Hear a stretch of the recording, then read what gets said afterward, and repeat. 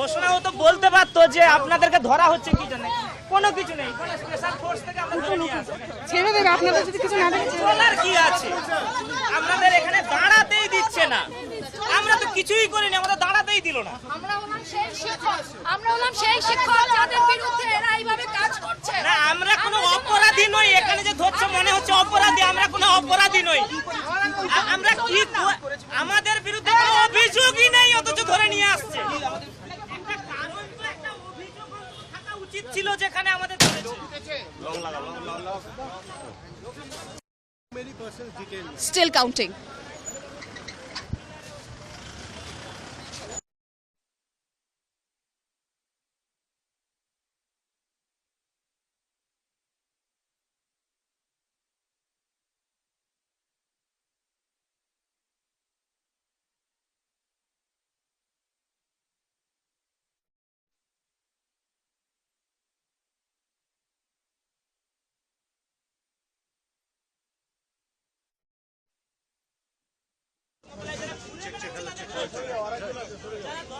ঘুরে বেড়াচ্ছে তাদেরকে ধরছে।